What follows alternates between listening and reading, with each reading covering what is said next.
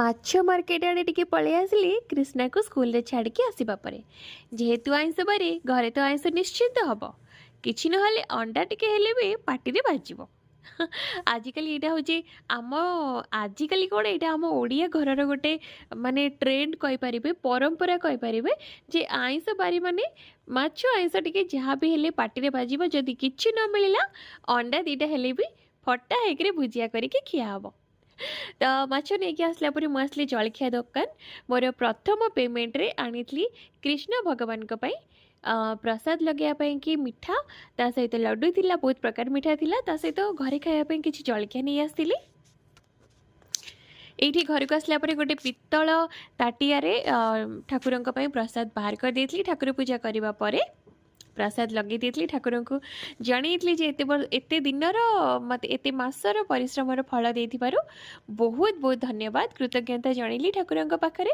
ତାପରେ ଆସି ଯାଇଥିଲି ରୋଷେଇ ଘରକୁ ଚା ବନେଇବା ପାଇଁ। ଦେଖିପାରୁଥିବେ ପୁରା ମାନେ ଢାବା ତ ନୁହେଁ, କ'ଣ କୁହନ୍ତି ଯେ ଚାଳ ଘରିଆ ଚା ଯେଉଁ ବନା ହୁଏ, ଦୋକାନ ଗୋଟେ ଥାଏ, ଗୋଟେ ଦେଖିବେ ପୁରା ସ୍ପେଶାଲ ଚା ବନା ହୁଏ। ସେଇ ଚା ବନେଇବା ପାଇଁକି ତା ସହିତ ମାର୍କେଟରୁ ନେଇକି ଆସିଲି ଜଳଖିଆ, ନେଇକି ବସି ପଡ଼ିଥିଲୁ ଖାଇବା ପାଇଁ ବୋଉ ମୁଁ। ଏଇଠି ଦେଖିପାରୁଥିବେ ଗୁଲୁଗୁଲା, ଯେଉଁଟା ବଢ଼ିଆ ଲାଗେ, ବହୁତ ମୋର ପସନ୍ଦ। ପୁନେରେ ଥିଲାବେଳେ ବହୁତ ମିସ୍ କରୁଥିଲି, କିନ୍ତୁ ଏବେ ଯେହେତୁ ପାଖରେ ଅଛି ତ କେବେ କେମିତି ଖାଇଦେଉଛି। ହଁ, ସବୁଦିନ ମୋତେ ବାହାର ଜିନିଷ ଖାଇବା ଭଲ ଲାଗେ ନାହିଁ, କିନ୍ତୁ ବହୁତ ଲୋକ ଭାବନ୍ତି ଯେ ମୁଁ ବାହାର ଜିନିଷ ବହୁତ ଭଲ ପାଏ। ଛାଡ଼ନ୍ତୁ, ଯାହା କଥା କହୁଛି ସିଏ ଜାଣିସାରିବେଣି। ତ ଯାହା ବି ହଉ, ମୁଁ ଜାଣିଛି ମୁଁ କ'ଣ, ଭଗବାନ ଜାଣିଛନ୍ତି ମୁଁ କ'ଣ। ଆଉ ଯେଉଁମାନେ ମୋତେ ପ୍ରକୃତରେ ମାନେ ହୃଦୟରୁ ଭଲ ପାଆନ୍ତି ସେମାନେ ଜାଣିଛନ୍ତି ମୁଁ କ'ଣ। ବାକି କିଏ କ'ଣ କହିଲେ, କିଏ କ'ଣ ନ କହିଲେ, କିଏ କ'ଣ ଭାବୁଛନ୍ତି, ସେଇଟାରେ ଆଉ କିଛି ଫରକ ପଡ଼ୁନି ଆଗ ଭଳିଆ। ହଁ, ଆଗରୁ ବହୁତ ଫରକ ପଡ଼ୁଥିଲା।